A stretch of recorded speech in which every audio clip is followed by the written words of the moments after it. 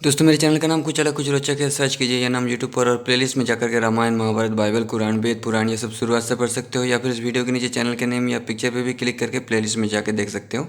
Video बहुत बड़ा है, अगर आप पूरा वीडियो नहीं देखना चाहते तो वीडियो के नीचे डिस्क्रिप्शन में जाएंगे, वहाँ मैंने टाइम स्टैम्प और चैप्टर लिख दिए हैं। आप बस किसी एक टाइम स्टैम्प पर क्लिक करेंगे जहाँ से आप देखना चाहते हैं, तो वीडियो वहीं से शुरू हो जाएगा। लाल रंग का सब्सक्राइब लिखा हुआ, उसको दबा के बेल आइकन ऑल कर लीजिएगा लेटेस्ट वीडियो अपडेट्स के लिए। ये भविष्य महापुराण है। भविष्य में होने वाले, मतलब आज के समय में या भविष्य में होने वाले सभी घटनाओं का वर्णन यहाँ पे लिखा गया है। तो पिछले वीडियो हमने जहाँ तक पढ़ा था उसके बाद यहाँ से शुरू करते हैं। अंक महात्मा का वर्णन। सूर्य वल्लभ विप्रविंद देव सम्मत उस पुराण को जिसके सुनने से पुरुष पाप एवं ब्रह्म हत्या से मुक्त हो जाता है, मैं बता रहा हूँ, सुनो।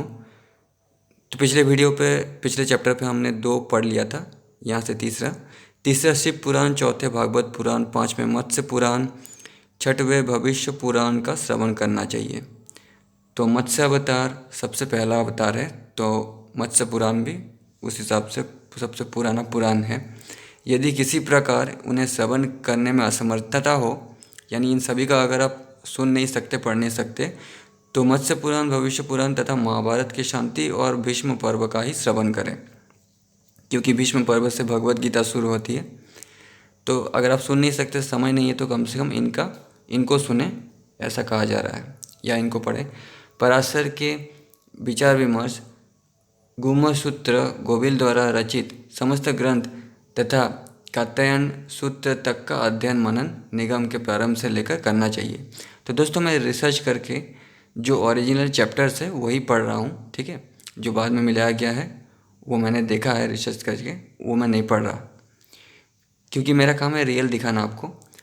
शिष्य और गुरु के अध्ययन एवं अध्यापन के समय उनके बीच से किसी मनुष्य के आ जाने पर, 1 रात्र भेड़ बकरी के आने पर, 3 दिन मेढक के आने पर, 5 रात सांप के आने पर, 4 रात घोड़े के आने पर और 1 वर्ष हाथी के आने पर, 12 दिन गधे तथा कौवे के आने पर, 1 मास तक अनध्ययन रखना चाहिए। स्थान त्याग करने पर अनध्याय कभी ना करें।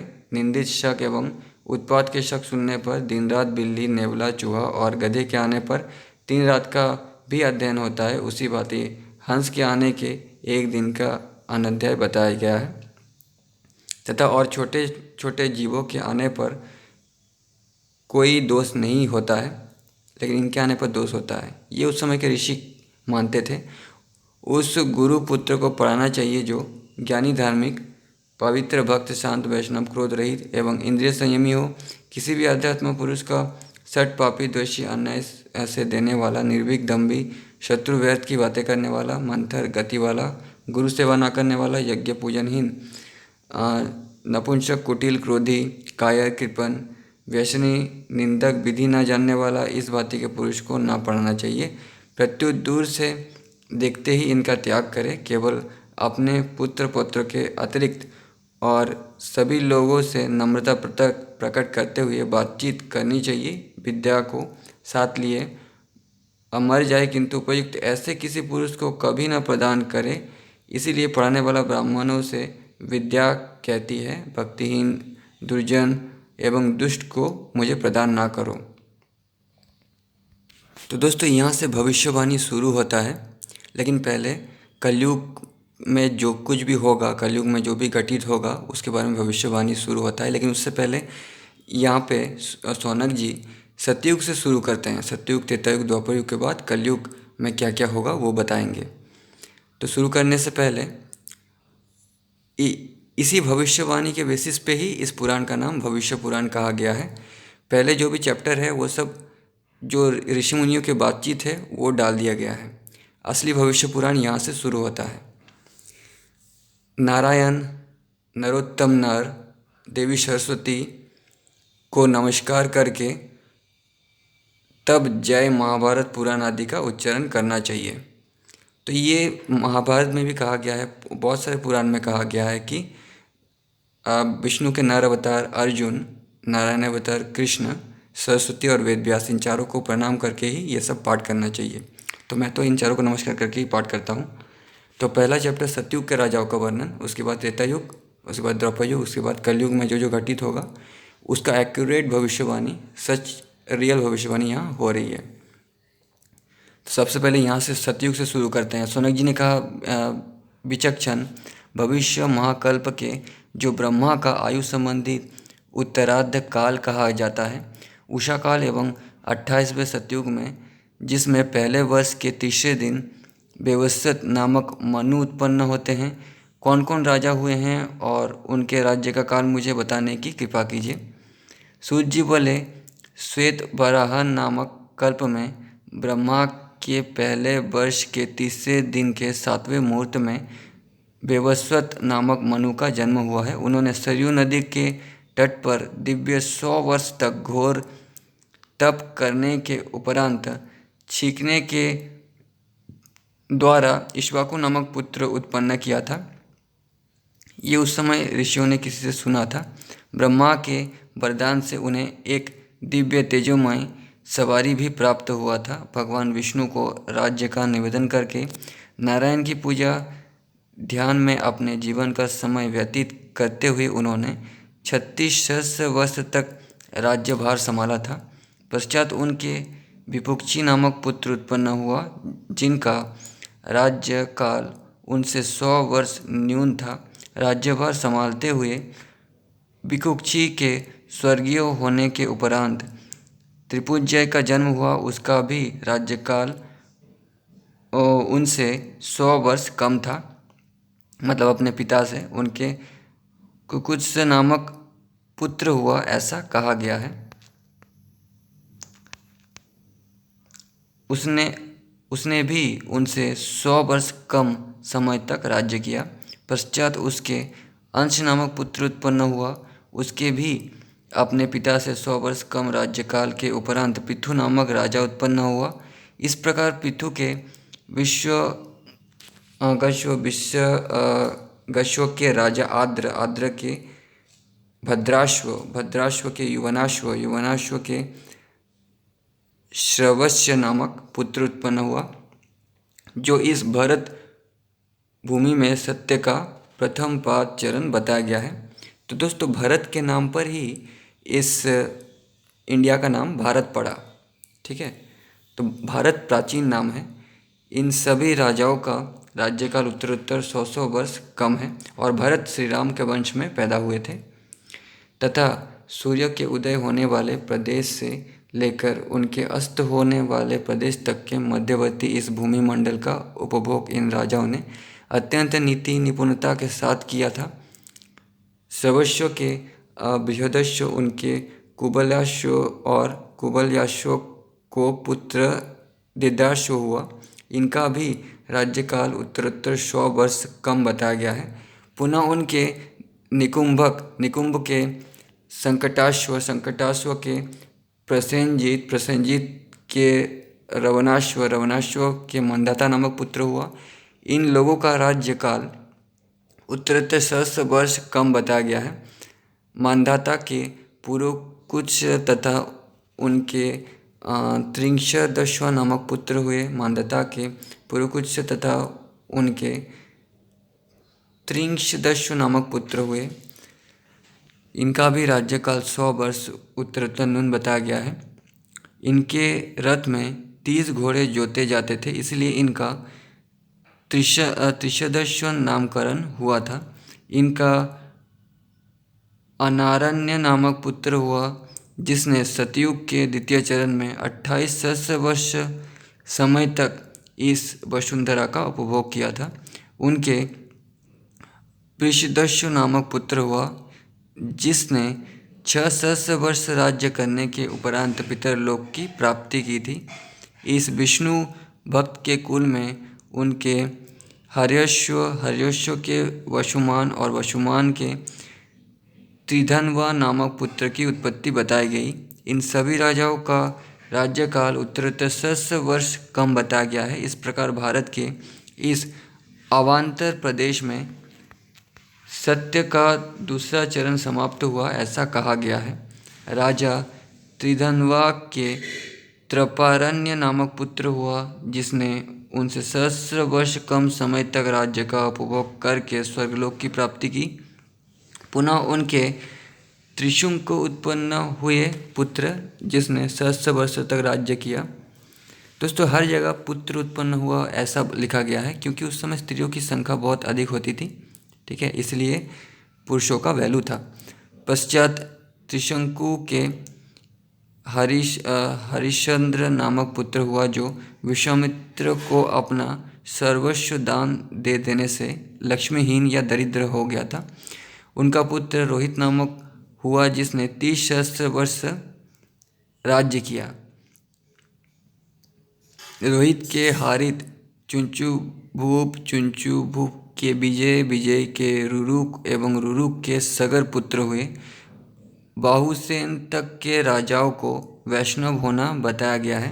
इन सभी राजाओं ने अपने पिता के शासनकाल तक राज्य का उपभोग किया है।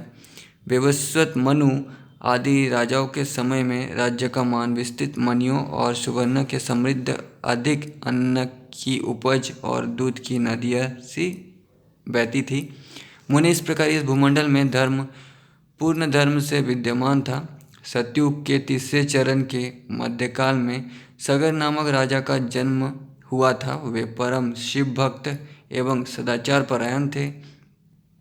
उनके अनेक पुत्र उत्पन्न हुए थे जिनका राज्यकाल मुनियों ने 30 सहस्त्र वर्ष का बताया है। इन पुत्रों के नष्ट हो जाने पर सगर पुत्र असमंजस ने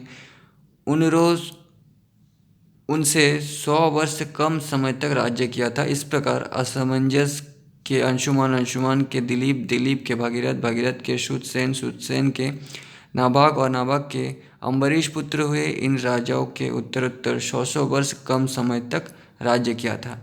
इनमें सुतसेन तक अभी राजा शिव के उपासक और राजा नाभाग वैष्णव विष्णु के उपासक बताए जाते हैं। इस प्रकार भारत भूमि में सतयुग के तीसरे चरण का समाप्त होना कहा गया है। तो सतयुग के यही आखिरी राजा थे। सतयुग के चौथे चरण में भारत की इस कुरुक्षेत्र भूमि में राजा अम्बरीश का 18 सहस्त्र वर्ष तक राज्यभार का निभाना बहुत सुखदायक बताया जाता है। राजा अम्बरीश के सिंधुदीप नामक पुत्र हुए जिन्होंने उनसे 29, 30 एवं 100 वर्ष कम राज्य किया था। सिंधुदीप के आयुताश्व के ऋतुपर्ण के सर्वकाम के कल्मषपात के स्वदास और स्वदास के स्त्री मदयंती में वशिष्ठ द्वारा राजा अश्मक तथा इनके हरिवर्म नामक पुत्र हुए। इन लोगों का भी अपने से उत्तरोत्तर क्रमशः राज्यकाल 100 वर्ष कम बताया गया है क्योंकि धीरे धीरे लोगों की उम्र कम होती जा रही है। इसलिए इनके क्रमबद्ध राजा सुदास तक जो गणना में 7 राजा होते हैं विष्णु के उपासक कहे गए हैं। सुदास के पुत्र राजा अश्मक ने अपने गुरु वशिष्ठ द्वारा प्राप्त शाप के कारण अपना राज्य उन्हें अर्पित कर दिया था। राजा अश्मक शिव के गोकर्ण नामक लिंग के परम भक्त थे, अतः उन्हें महान शिव होना कहा गया है। तो शिव का लिंग ये आपको महाभारत में मिलेगा जहाँ पे कृष्ण शिवलिंग का मतलब बताते हैं, ठीक है। शल्य पर्व के आखिरी चैप्टर में या शल्य पर्व के बाद उनके पुत्र हरिवर्म भी वैश्यों की भांति अत्यंत साधु सेवी थे। 29,700 वर्ष तक उनके राज्यभार निभाने के बाद दशरथ नामक पुत्र उत्पन्न हुआ। इस राजा ने अपने पिता के समान काल तक राज्यभार का वहन किया है। पश्चात उनके दिल्लीभय नामक पुत्र हुआ और उनके राजा विश्वासव हुए। यद्यपि इस राजा ने 10 सहस्त्र वर्ष तक राज्य का उपभोग किया, किंतु अपनी मूर्खता एवं उद्दंडता के कारण कभी किसी यज्ञ का अनुष्ठान न कर सका। इस घोर अधर्म के कारण 100 वर्ष तक जल वृष्टि ही नहीं हुई, जिसके परिणाम स्वरूप समस्त राज्य का नाश हो गया। पश्चात रानी के अनुनय विनय करने पर वशिष्ठ जी ने यज्ञ द्वारा खटांग नामक पुत्र उत्पन्न किया, जिसने अपने खटांग अस्त्र धारण करके इंद्र की सहायता से 30 सहस्त्र वर्ष तक राज्य का उपभोग किया। तदुपरांत देवताओं द्वारा वरदान प्राप्त कर मुक्ति प्राप्त की। खटांग के दीर्घबाहु नामक पुत्र हुए जिन्होंने 30 सहस्र वर्ष राज्य किया है। दीर्घबाहु के सुदर्शन नामक पुत्र हुए जो देवी के परम उपासक थे हरिवर्म, दशरथ तथा दिलीप नामक ये 3 बलशाली राजा परम विख्यात वैष्णव हो चुके हैं। राजा खटांग और दीर्घबाहु भी विष्णु के उपासक थे। महाबुद्धिमान राजा सुदर्शन ने देवी जी की अनुकंपावश काशीराज की कन्या के साथ पानी ग्रहण करके युद्धस्थल में राजाओं पर विजय प्राप्त की। पश्चात भरतखंड का ये समस्त राज्य उनके अधिकार में करके 5 सहस्त्र वर्ष तक इसका उपभोग किया। तदंतर भगवती महाकाली ने स्वप्न में उस राजा से कहा, वत्स मामते, तू अपनी धर्मपत्नी एवं वशिष्ठादि महर्षियों समेत हिमालय पर्वत पर जाकर निवास करो, क्योंकि महावायु के प्रभाव से इस भारतवर्ष का विनाश उपस्थित है। क्योंकि पश्चिमीय रत्नाकर समुद्र के द्वीप, पूर्वीय महोदधि के मध्यवर्ती दक्षिण दिशा में रहने वाले बड़वानल समुद्र द्वीप और हिमालय के उत्तरीय समुद्र के द्वीप, जिसे सगर के वंशजों ने खोद कर निरस्त किया था, विनष्ट हो चुके हैं। इस प्रकार सभी ख्याति प्राप्त द्वीपों के समूल विलीन होने के उपरांत ये भारतवर्ष भी इस वर्ष के 7वें दिन इस प्रलय के समुद्री बाढ़ में सभी जीव समेत विलीन हो जाएगा। अतः तुम अपने जीवन की रक्षा करो। उसी समय भगवान विष्णु मत्स्य अवतार लेके आते हैं जल में डूबे हुए पृथ्वी को बचाने। भगवती की इस आज्ञा को शिरधार्य कर, ऐसा विष्णु पुराण में लिखा गया है, उस राजा और मत्स्य पुराण में भी लिखा गया है, उस राजा ने प्रमुख नृपगण, वैश्यों एवं ब्राह्मणों समेत हिमालय पर अपना आवास स्थान बनाया। पश्चात 5-5 वर्ष तक क्रमशः वायु, तेज और जल द्वारा पार्थिव तत्व का नाश आरंभ हुआ। उसमें समस्त पृथ्वी का शक्कर की भांति कण हो गया, जिसमें सभी जीव नष्ट हो गए। पुनः 5 वर्ष तक अनवरत इस पृथ्वी पर जल वृष्टि होती रही। पश्चात शांत होकर वायु ने सभी जल को सुखा दिया। इस भांति 10 वर्ष के अनंतर ये भारतीय भूमि केवल स्थल की भांति दिखाई देने लगी। नेक्स्ट चैप्टर, इसमें तो मत्स्य अवतार के बारे में कुछ लिखा नहीं गया है, ठीक है। अब नेक्स्ट चैप्टर, त्रेता युग का वर्णन, त्रेता युग के राजाओं का वर्णन।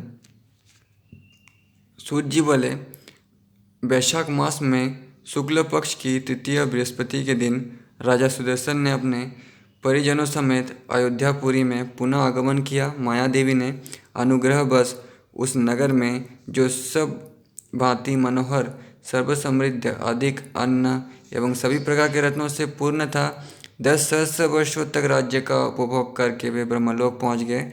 सुदर्शन के पुत्र दिलीप हुए और दिलीप के पुत्र रघु हुए, जो नंदिनी के वरदान से उत्पन्न थे। सम्मानपूर्वक 10 सहस्र वर्षों तक राजा दिलीप के राज्य करने के उपरांत रघु ने भी उनके समान काल तक राज्य का भार वहन किया था। भृगुनंदन, त्रेतायुग में उन्होंने अपने नाम का रघुवंश चलाना आरंभ किया था। फिर बाद में उसी रघुवंश में श्री राम पैदा हुए थे, उससे पहले दशरथ, ठीक है। उसके बाद पश्चात ब्राह्मण के वरदान द्वारा उनके अज नामक पुत्र हुआ, ऐसा कहा गया है। उन्होंने भी अपने पिता के समान काल तक राज्य किया था।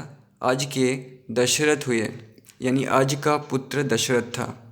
दशरथ का पिता का नाम अज था और दशरथ के स्वयं विष्णु भगवान ने राम रूप में अवतार लिया था, यानी राम के शरीर में जो आत्मा थी वो विष्णु स्वरूप थी। कहने का मतलब यही है। और कृष्ण ने गीता में कहा है कि मैं हर इंसान के रूप में, इंसान के अंदर आत्मा रूप में बसा हुआ हूँ। इसी से आप इस बात को सहज रूप से समझ सकते हैं। दशरथ ने अपने पिता के समान काल तक राज्यभार संभाला था और राम ने 11 सहस्र वर्षों तक राज्य किया था। उनके पुत्र कुश हुए, जिन्होंने 10 सहस्र वर्षों तक राज्य किया था। कुश के अतिथि के निबंध के शक्ति के परम उपासक राजा नल के नाव के पुंडरीक के क्षेमधवनता के द्वारक के अहिनज और अहिनज के कुरु हुए। उन्होंने त्रेतायुग में 100 योजन के विस्तृत कुरुक्षेत्र का निर्माण किया था। इन सभी राजाओं का राज्यकाल उत्तरोत्तर अपने पिता के समान ही बताया गया है। इस प्रकार भारत के अवान्तर प्रदेश में त्रेता युग का पहला चरण समाप्त हुआ। राजा कुरु के पार्यात्र के दलपाल के छंदकारी के उत्य के वज्रनाभि के शंखनाभि के व्युत्थिताभि के विश्वपाल के स्वर्णनाभि के पुष्पसेन के ध्रुवसंधि के अपवर्मा के शीघ्रगंता के मरुपाल के प्रशुभज्युत। तो दोस्तों यहाँ पे जो जो कुछ लिखा गया है, श्री राम के जो पुत्र लिखे गए हैं, इसी से अंदाज़ा लगाया गया और उत्तरकांड बनाया गया रामायण में। ठीक है, इसी से पढ़ के उसको लिखा गया। तो शीघ्रता के मरुपाल के प्रशुभदूत सुसुंदी नामक पुत्र हुए, जिन्होंने सूर्योदय प्रदेश से आरंभ कर उसके चारों ओर के समस्त भूमंडल पर अपना आधिपत्य प्राप्त किया। इन राजाओं ने उत्तरोत्तर अपने पिता के समान काल तक राज्यभार संभाला था, ऐसा कहा गया है। पुनः सुसुंदी के मामर्व के महाश्व के बृहद्वाल के बृहदेशान के उरुक्षेप के वत्सपाल के वत्सव्यूह के प्रतिव्योमा के देवकर के सहदेव के बृहदश्व के भानुरत्न के सुप्रतीप के मरुदेव के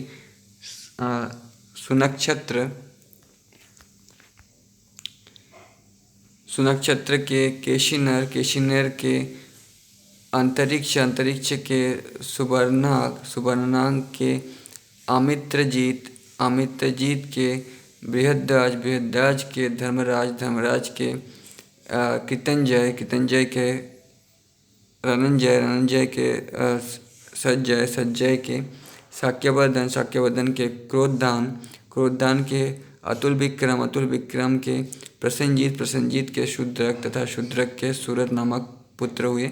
इन राजाओं का राज्यकाल उत्तरोत्तर इनके पिता के समान ही बताया गया है। रघुवंशीय 65 राजाओं ने अपने पिता के आधे समय तक राज्य का उपभोग किया है, जो देवी के परम उपासक और हिंसात्मक यज्ञ के अनुष्ठापक थे। उन सभी लोगों ने स्वर्ग की प्राप्ति की है। वृद्ध होने वाले सभी पुत्र वर्ण संकर कहे गए हैं। त्रेतायुग के तीसरे चरण के आरंभिक काल में इनका नवोत्थान कहा जाता है। इंद्र के भेजे हुए रोहिणी पति चंद्रमा ने इस भूमंडल पर आकर इस रमणीक प्रयाग नगर को अपनी राजधानी बनाया। चंद्रमा विष्णु के परम भक्त एवं नित्य शिव की भी पूजा करते थे। माया देवी के प्रसन्नार्थ उन्होंने 100 यज्ञ का अनुष्ठान सुसंपन्न किया था। 18 सहस्र वर्ष राज्य करके उनके दिवंगत होने पर उनके पुत्र बुध ने राज्यभार संभाला, जो मेरुदेव के पुत्र कहे जाते हैं। बुध ने ईला का धार्मिक रीति से पानी ग्रहण करके पुरुरवा नामक पुत्र उत्पन्न किया, जिसने 14 सहस्र वर्ष राज्य किया था। उन्होंने प्रतिज्ञानुसार उर्वशी अप्सरा का भी उपभोग किया था। उनके आयु नामक पुत्र हुआ, जो धर्मात्मा एवं विष्णु का उपासक था। राजा पुरुरवा 26 सहस्र वर्ष राज्य का उपभोग करके गंधर्व लोक में आज भी देवताओं की भांति आनंदानुभव कर रहे हैं। उनका पुत्र आयु भी अपने पिता के समान समय तक राज्यभार का वहन किया था। पुनः आयु के पुत्र नहुष हुए, जो अपने पिता के समान काल तक राज्य का उपभोग कर पश्चात इंद्र बनाए गए थे। उन्होंने समस्त तीनों लोकों को अपने अधीन करके उस पर 1 सहस्र वर्ष तक अपना आधिपत्य जमाया था। पुनः दुर्वासा मुनि के शापवश उन्हें अजगर होना पड़ा था। राजा ययाति के 5 पुत्र थे, जिनमें 3 म्लेच्छ एवं 2 आर्य हुए थे। ज्येष्ठ का नाम यदुष था, छोटे का नाम पुरु था। अपने तपोबल के प्रभाव से उन्होंने एक लक्ष्य वर्ष तक राज्य का उपभोग करके पश्चात भगवान विष्णु की प्रसन्नता से स्वर्ग की प्राप्ति की। यदु का पुत्र क्रोष्ठा बताया गया है, जिसने 60 सहस्र वर्ष राज्य किया था। उनके वृजिनग्र नामक पुत्र हुआ, जिसने 20 सहस्र वर्ष राज्य किया था। वृजिनग्र के स्वाहार्चन के चित्ररथ और चित्ररथ के अरविंद हुए। इन लोगों ने भी अपने पिता के समान काल तक राज्य का उपभोग किया है। इसके उपरांत अरविंद के श्रवा नामक पुत्र हुआ, जो तेजस्वी एवं विष्णु का परम उपासक था। उसने अपने पिता के आधे समय तक राज्य किया था। श्रवा के पुत्र तामस के उष्णस के सीतांशु के कमलांशु के पारावत के जामक के विदर्भ के क्रात के कुंती भोज और पाताल निवासी वृषपर्व द्वारा दैत्य की कन्या में पुरु नामक पुत्र हुआ। उस नगर में रहते हुए पुरु के माया विद्य नामक पुत्र हुआ, जिसने प्रयाग के प्रतिष्ठानपुर में अपनी राजधानी स्थापित करके 10 सहस्र वर्ष राज्य करने के उपरांत स्वर्ग की प्राप्ति की। उस देवी भक्त राजा के जन्मेजय के प्रचिनवान के प्रबीर के नवश्य के भवद के सुदुस्र के बाहुगर के संयाति के धनयाति के इंद्राश्व के रनिंतर के सूतपा के संवरण हुए, जिसने हिमालय पर्वत पर जाकर 100 वर्ष तक तप किया। उनके तपश्चर्य से प्रसन्न होकर सूर्य ने उन्हें अपनी तपस्वी नाम की कन्या प्रदान की। पुनः राजा सूर्यलोक चले गए। तदुपरांत माया के प्रभाव से युग प्रलय उपस्थित हुआ। चारों ओर के समुद्र में जल की बाढ़ आ गई, जिससे भारतवर्ष नष्ट हो गया। पर्वतों समेत पृथ्वी 2 वर्ष तक समुद्र के भीतर पड़ी रही। पश्चात महाबाहु की प्रखरता के सागर सूख गए। अगस्त्य के तपोबल के कारण पृथ्वी केवल स्थल रूप में दिखाई देने लगी। 5 वर्ष के भीतर वृक्ष एवं द्विवादी को से परिपूर्ण होकर यह पृथ्वी पुनः हरी भरी हो गई। उपरांत सूर्य की आज्ञा पाकर राजा सवर्ण तपस्वी वशिष्ठ मुनि एवं प्रमुख तीनों वर्ण ब्राह्मण क्षत्रिय वैश्य समेत पुनः इस भूतल पर आए। नेक्स्ट चैप्टर, द्वापर युग के राजाओं का वर्णन। शौनक ने कहा, लोमहर्षण राजा संवर्ण का यहाँ आगमन किस समय हुआ और द्वापर युग के राजाओं को भी बताने की कृपा कीजिए। सूत जी बोले, भाद्र मास के कृष्ण पक्ष की त्रयोदशी शुक्रवार के दिन मुनियों के साथ राजा संवर्ण इस प्रतिष्ठानपुर में आए। विश्वकर्मा ने इस प्रतिष्ठानपुर को 5 योजन में विस्तृत एवं रमणीक बनाया है, जिसमें 1-1 मील की ऊंचाई के सुंदर महल बने थे। बुद्धिवंश में प्रसन्न शक्ति का, यदुवंश में मथुरा का और म्लेच्छ वंश में शमशुपाल मरुदेश का राजा हुआ। इन राजाओं ने इस भूतल पर अपनी अपनी प्रजाओं समेत अधिकाधिक उन्नति की। राजा संवरण ने 10 सहस्र वर्षों तक राज्य का उपभोग किया। संवरण के यमचाज्ञ के सूरिजापी हुए। इनमें केवल सूरिजापी के सूर्य यज्ञ नामक पुत्र हुआ, जो सूर्य के यज्ञानुष्ठान का ही परायण करने वाला था। इसने अपने पिता से 100 वर्ष कम समय का राज्य का उपभोग किया था। सूर्य यज्ञ के आतिथ्यवर्धन के द्वादशात्मा के दिवाकर के प्रभाकर के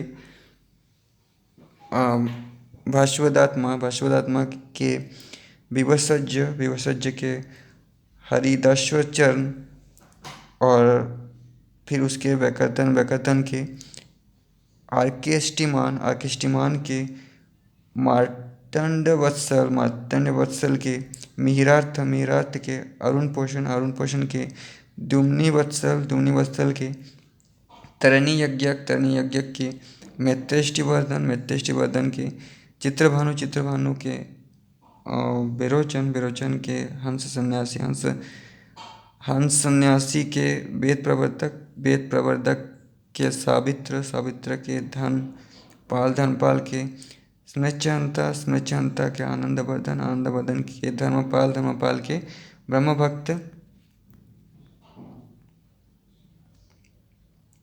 ब्रह्मभक्त के ब्रह्मेष्टिवर्धन हुए। इनमें राजा वेद प्रवर्धन और ब्रह्मेष्टिवर्धन ने अपने पिता के समान काल तक राज्य किया है, और शेष राजाओं ने उत्तरोत्तर अपने पिता के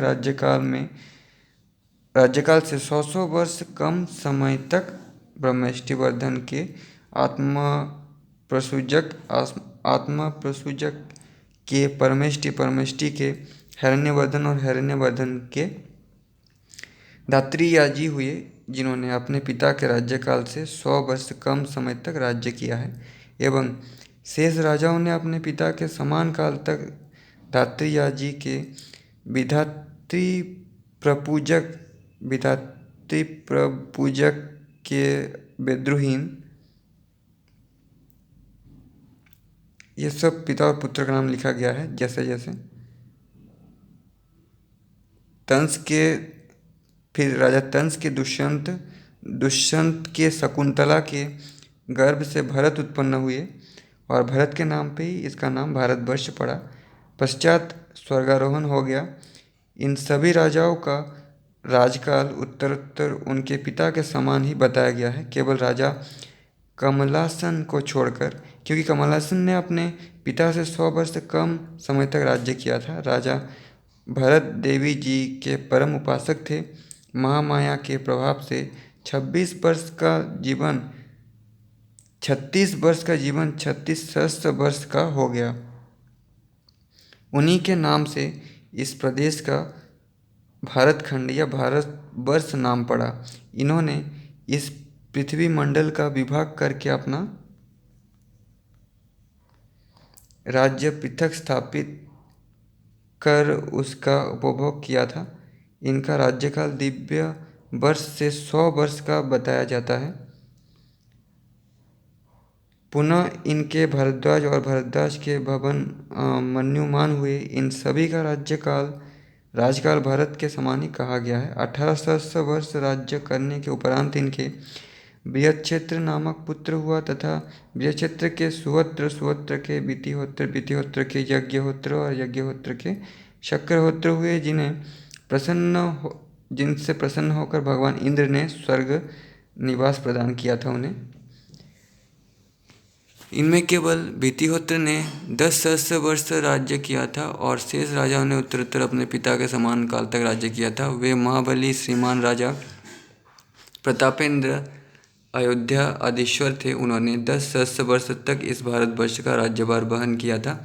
पश्चात उनके मंडलिक के विजेंद्र और विजेंद्र के धनुर्दीप्त हुए। इन राजाओं ने अपने पिता के समान काल राज्य किया है।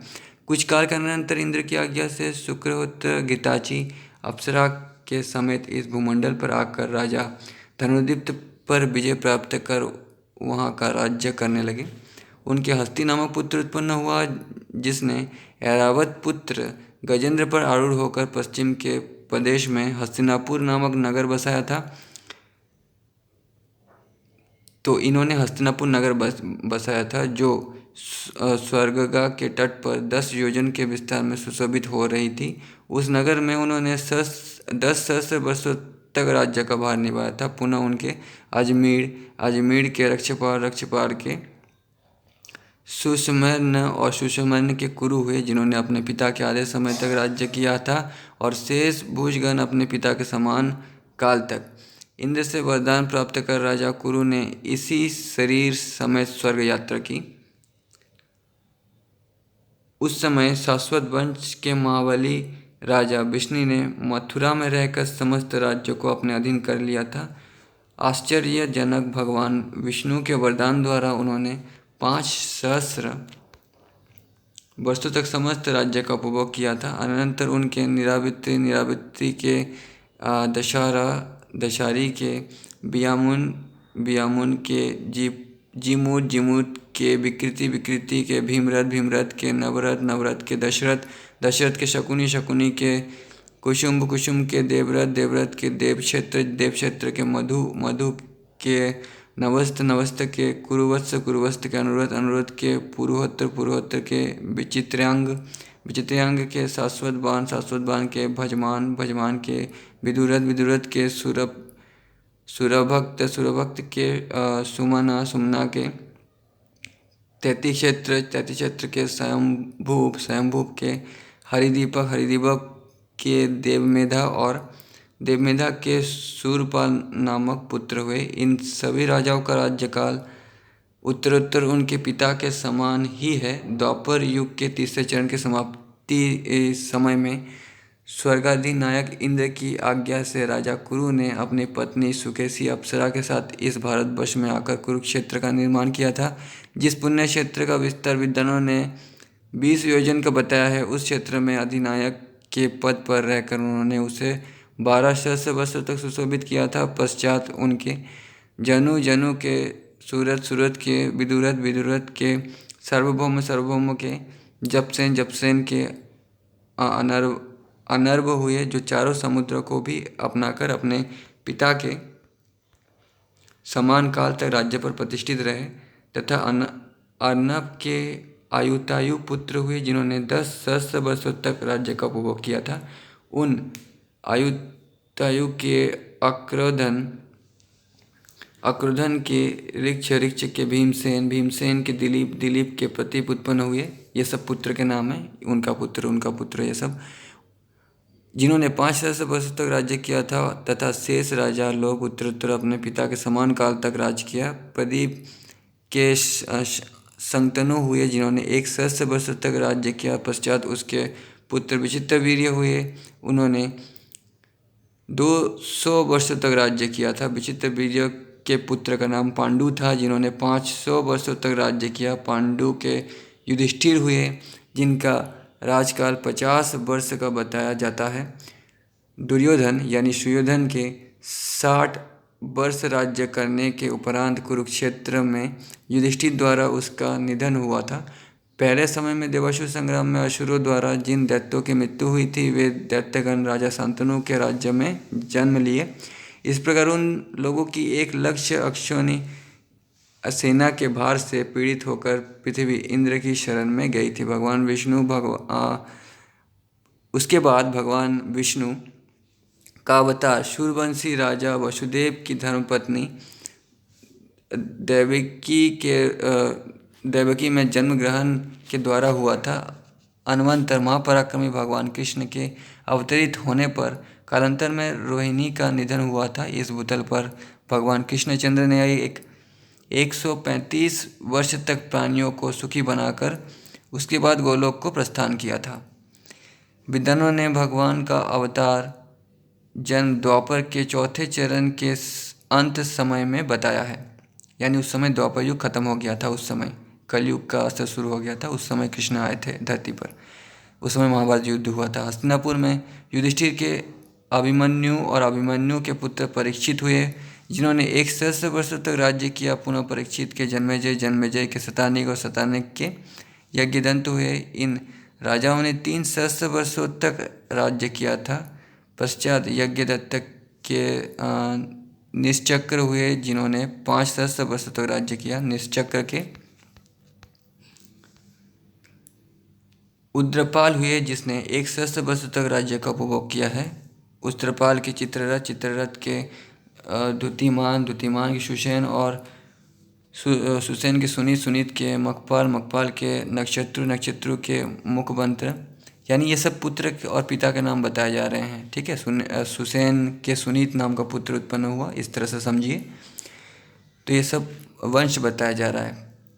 फिर सुगवंत के पारिप्लब के सुनय के मेधावी के निपंजय के मृदु के तिग्मज्योति के बृहद्दत्त के वसुदान के शतानिक के उद्यान के अहिनर के निमित्त के क्षेत्रक हुए, जिन्होंने उस राज्य का परित्याग कर कपाल गांव में निवास स्थान बनाया था। पश्चात वहां म्लेच्छों द्वारा उनका निधन हुआ, जिससे उन्हें यमलोक को प्रस्थान करना पड़ा। अनंत नारद के उपदेश देने पर उनके पुत्र उद्योत ने म्लेच्छ यज्ञ आरंभ किया, जिससे उन्होंने म्लेच्छों का समूल नाश किया था।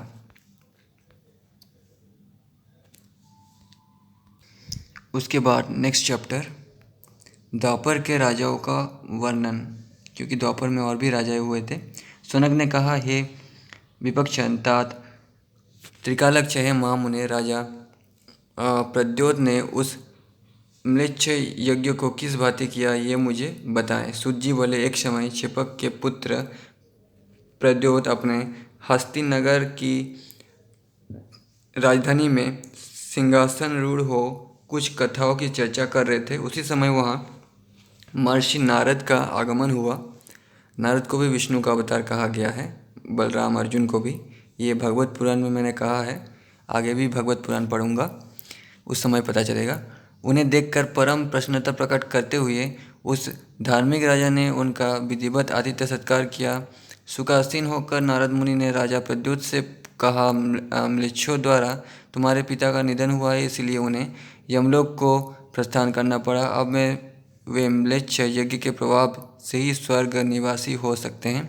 सुनते ही क्रुद्ध होने के कारण उसकी आंखें तांबे की भांति रक्त वर्ण की हो गई, यानी गुस्सा हो गया वो। उसने शीघ्र वैदिक विद्वान ब्राह्मणों को निमंत्रित करके कुरुक्षेत्र में म्लेच्छ यज्ञ का अनुष्ठान आरंभ कर दिया। उस अनुष्ठान में चकोर एवं 16 योजन के विस्तृत यज्ञ कुंड की रचना करके देवता के ध्यान पूर्वक उस राजा ने उसमें म्लेच्छों की आहुति प्रदान करना आरंभ किया। वेद मंत्रों के प्रभाव से उसने हार, हून, बर्बर, गुरुंड यानी अंग्रेज, शक, खल, यवन, पल्लव, रोमज, खर, संगप, द्वीप निवासी, कामरू, चीनी एवं सागर के मध्यवर्ती प्रदेशों के म्लेच्छों को मंत्र द्वारा बुलाकर आहुति करके भस्म कर दिया। पुनः ब्राह्मणों को दक्षिणा प्रदान करने के उपरांत अभिषेक भी संविधान समाप्त किया। तत्पश्चात राजा क्षेमक को स्वर्गलोक की प्राप्ति हुई।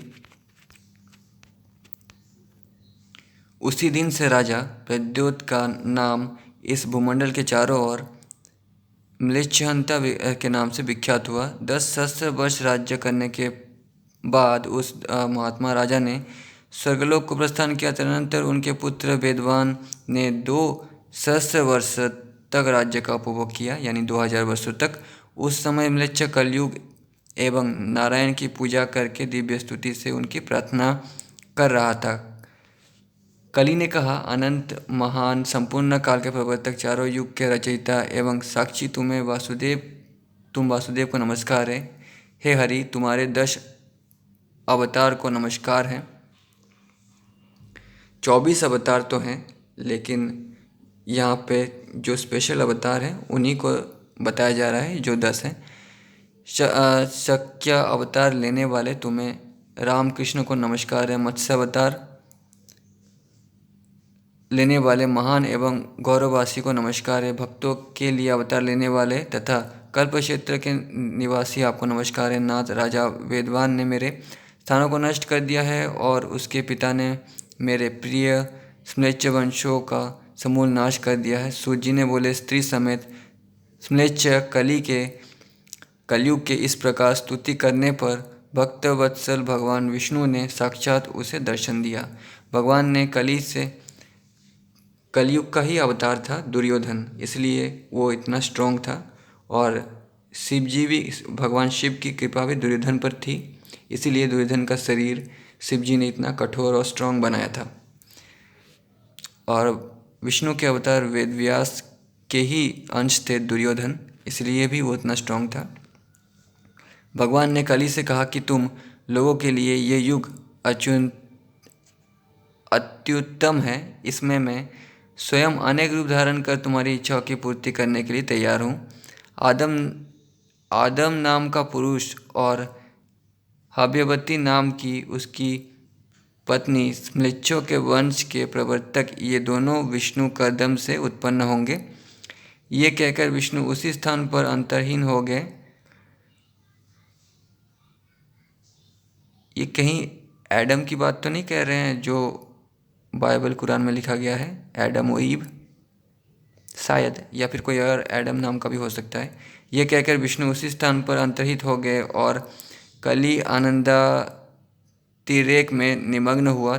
पश्चात उसने नीलगिरी पर पहुंचकर कुछ दिनों के लिए अपना निवास स्थान बनाया। उधर वेदवान के सुनंद नामक पुत्र हुआ, जिसने अपने पिता के समान काल तक राज्य किया, किंतु संतानहीन होकर इस लोक से प्रस्थित हुआ। तत्पश्चात नेगी सारण्य निवासी समस्त द्विजवृंद भृगु श्रेष्ठ, ये आर्य देश क्रमशः क्षीण होगा और मृक्ष वंश के लोग सबल होंगे। इसलिए हम लोग हिमालय पर्वत पर चलकर भगवान विष्णु की आराधना करके उनके लोक की प्राप्ति करेंगे। इस प्रकार की बातें सुनकर 88 सहस्त्र की संख्या में वे लोग हिमालय की यात्रा के लिए अग्रसर हुए। विशाला में पहुंचकर उन लोगों ने विष्णु गाथा का प्रचार किया। इस प्रकार वेदव्यास ने अपने मन को धोता बनाकर उसे संबोधित करते हुए कली विषयक समस्त भविष्य की बातों की चर्चा की। यानी आज के भारत को कलयुग कहा जाता है पुराने ऋषियों के अनुसार। तो कलयुग में क्या क्या होगा वो व्यास जी अभी बोलेंगे। भविष्यवाणी, सबसे एक्यूरेट भविष्यवाणी, जिसमें नास्तेदमस दूसरे नंबर पे आते हैं, भविष्य पुराण पहले नंबर पर। तो वेदव्यास जी बोले, हे मन, सूत द्वारा व्याख्या की हुई उस पूरी गाथा को जो कलयुग में होने वाली है उसे सुनो और सुनकर शांत हो जाओ। सूत जी बोले, द्वापर युग के 16 सहस्र वर्ष शेष रहते समय आर्य देश की भूमि उनकी भांति की कीर्ति से व्याप्त होगी। कहीं ब्राह्मण लोग राजा होंगे, कहीं क्षत्रिय वंश के लोग, कहीं वैश्य वर्ग, कहीं शूद्र और कहीं वर्ण संकरण वृंद। 8,200 वर्ष यानी 8,200 वर्ष द्वापर युग के शेष रहने पर म्लेच्छ देश की जो भूमि अनेक कीर्तिलताओं से गुलफित बताई गई है, उसमें इंद्रियों का दमन करते हुए जो आत्मध्यान परायण रहा, उसी से उसका नाम आदम और उसकी पत्नी का नाम हव्यवती बताया गया है। प्रधान नगर के पूर्व भाग में ईश्वरकृत 4 कोश में विस्तृत एवं सुरभ्य एक विशाल जंगल है। उसमें पाप वृक्ष के नीचे जाकर उसने अपनी पत्नी को देखने की इच्छा प्रकट की। उस समय कली सांप का रूप धारण कर वहाँ शीघ्रता में आ गया तथा उस धूर्त ने उन्हें उससे वंचित कर विष्णु की आज्ञा भंग कर दी। पुनः लोक मार्ग के प्रवर्तक उस दंपति ने उस मनोहर फल का भक्षण कर गुलर के पत्तों द्वारा वायुपान भी किया। तदुपरांत जितनी संतान उत्पन्न हुई सभी म्लेच्छ हुए। 930 वर्ष उनकी आयु बताई गई है। फलों के हवन करते हुए पत्नी समेत उनके स्वर्गीय होने पर उनके श्वेत नामक पुत्र रत्न उत्पन्न हुआ, जिसकी 112 वर्ष की आयु कही गई है। उनके अनोह नामक पुत्र हुआ, जिसने अपने पिता से 100 वर्ष कम समय तक राज्य किया। पुनः अनोह के कीनास हुआ, जिसने अपने पितामह यानी बाबा के समान काल तक राज्य किया। उनका पुत्र महल्लल हुआ, जिसका राज्यकाल 995 वर्ष का बताया जाता है। महल्लल के मानगर और मानंगर के विरध हुए, जिन्होंने 960 वर्ष राज्य किया तथा अपने नाम से एक नगर का भी निर्माण किया। उनके हनुक हुए, जो विष्णु भक्ति का परायण और फलों के हवन सदैव करते हुए परमात्म तत्व के ज्ञाता हुए।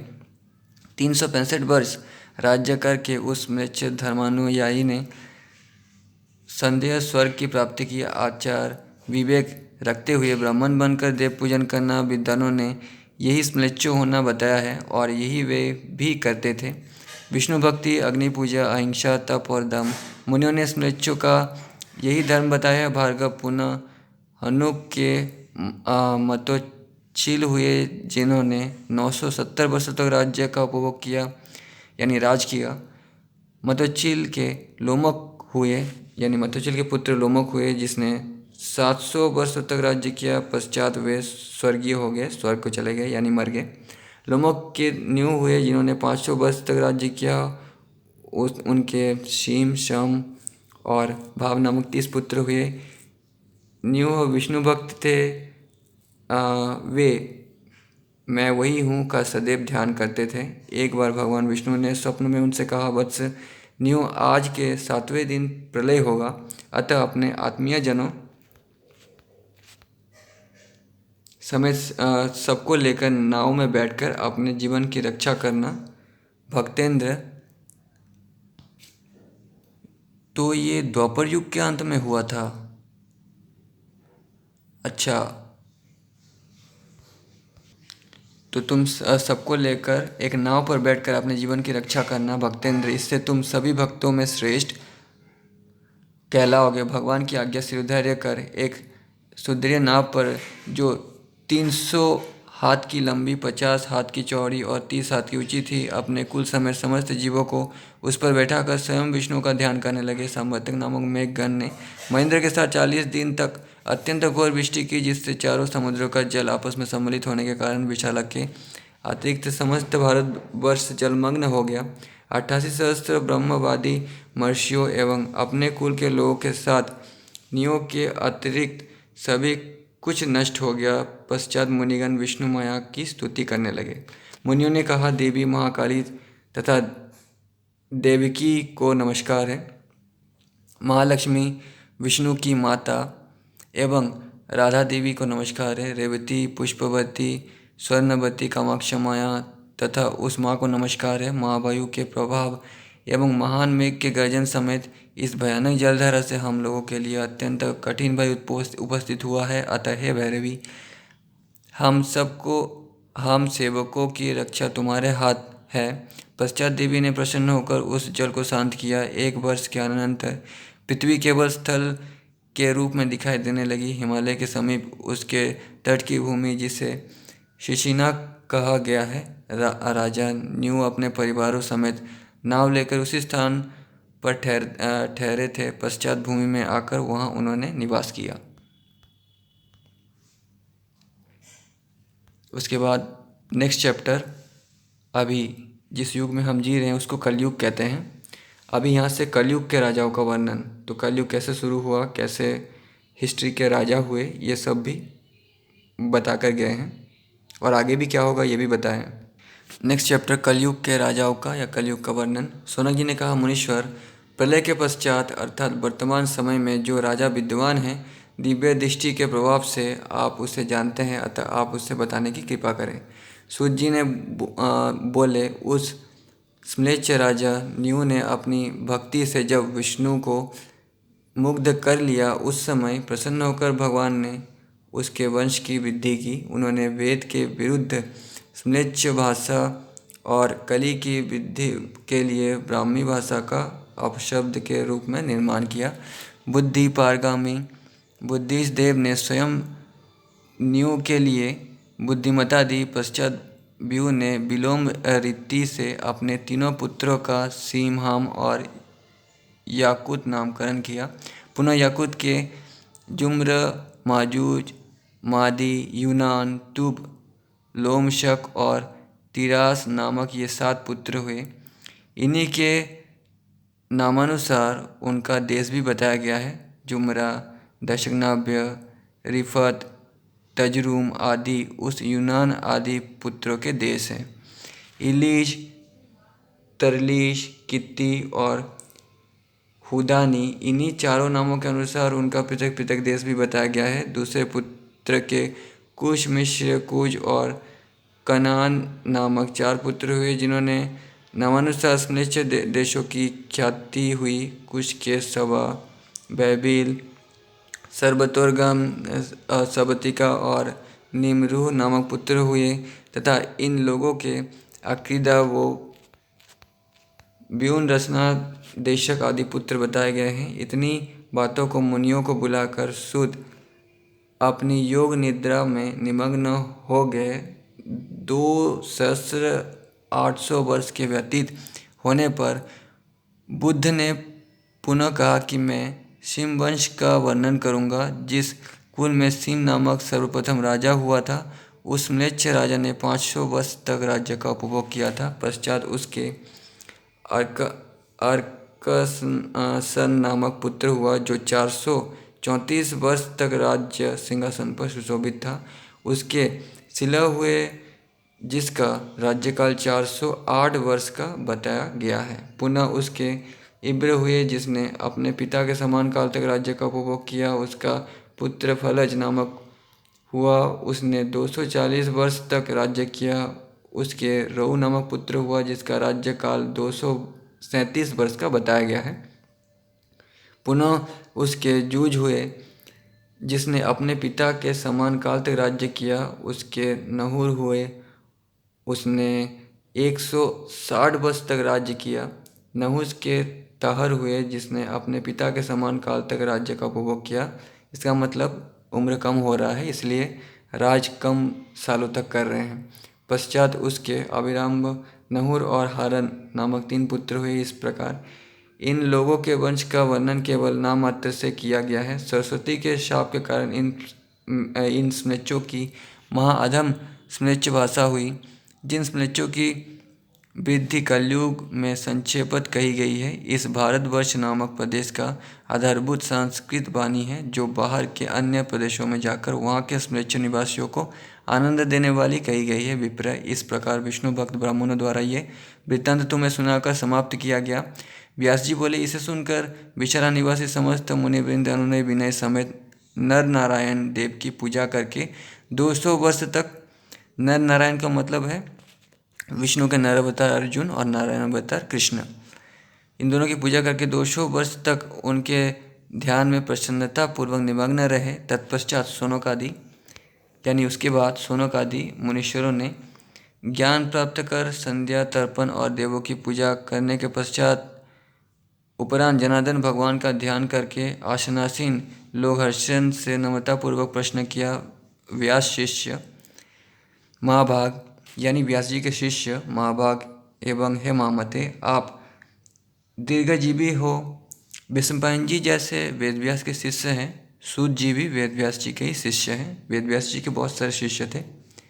आप दीर्घजीवी हो हे प्रभु। आधुनिक समय में जो राजा राज्य का उपभोग कर रहा है उसका वर्णन करने की कृपा कीजिए। यानी कलयुग में, ये कलयुग की शुरुआत में ये बातें हुई थी, उस समय कह रहे हैं। तब सूत जी बोले, भार्गव नंदन, कलयुग के 3 सहस्त्र वर्ष व्यतीत होने पर इस वर्तमान काल में अवंतीपुरी में शंख नामक राजा राज्य कर रहा है। स्म्लेच्छ देश में शंखपति जिस प्रकार जिसकी वृद्धि हुई है उसका कारण बता रहा हूँ, सुनो। कलयुग के 2 सहस्त्र वर्ष व्यतीत होने पर स्म्लेच्छ वंश की वृद्धि होगी, जिसमें समस्त पृथ्वी के स्म्लेच्छमय होने पर भांति भांति के पंथों की भी अधिवृद्धि बताई गई है। ब्रह्मवर्त प्रदेश के अतिरिक्त किसी अन्य प्रदेश में सरस्वती के तट पर स्म्लेच्छाचार्य मूषा ने समस्त संसार में स्म्लेच्छ मत का प्रचार किया। देव पूजा की पूजा और वेद भाषा का नष्ट प्राय होना कलयुग में बताया गया है। मुने, स्म्लेच्छ भाषा 4 प्रकार की होती है, उसके लक्षण बता रहा हूँ, सुनो। ब्रज भाषा, महाराष्ट्री, यावनी, यावनों की भाषा और गुरुंडी का यानी अंग्रेजी भाषा, यही स्म्लेच्छ भाषा के 4 भेद हैं तथा इन भाषाओं के 4 लक्ष्य अवंतर भेद कहे गए हैं। इनके प्रचलित समय में पानीय जल को पानी यानी जल को पानी, बुभुक्षा को भूख और कहीं पानियों को पापड़ी एवं भोजन का कंकन आहुति को आजु इति, जानू के स्थान पर जेनु और सप्त सिंधु के स्थान पर हप्त हिंदू का प्रयोग यवनों की भाषा में किया जाएगा। इसी प्रकार गोरों की भाषा में रविवार को संडे, फाल्गुन को फरवरी। तो देखिए, जो भविष्यवाणी किया गया था वो सच हो रहा है। यहाँ पे लिखा गया है कि आज के समय में रविवार को संडे कहा जाएगा और देखिए यही हो रहा है। फाल्गुन को फरवरी कहा जाएगा, ये भी सच ही हो रहा है। और 60 को 60 कहा जाएगा। तो वेदव्यास जी का ये भविष्यवाणी भी सच हुआ है, ऐसा कहा गया है। भारत की पवित्र सातोपुरी में हिंसा होती रहेगी, क्योंकि आर्य प्रदेश में दस्यु, शबर, भील, मूर्खों की स्थिति बनी रहेगी। स्म्लेच्छ देशों में बुद्धिमान होते हुए स्म्लेच्छ अधर्मी होंगे, क्योंकि सभी गुण स्म्लेच्छों के अधीन और समस्त दोष आर्य प्रदेश में बिखरे रहेंगे। तो दोस्तों इसके बाद हम लोग नेक्स्ट वीडियो पे बात करेंगे, यहीं से शुरू करेंगे, ठीक है। आज वीडियो बहुत बड़ा हो गया है, इसलिए आज के वीडियो पे इतना ही।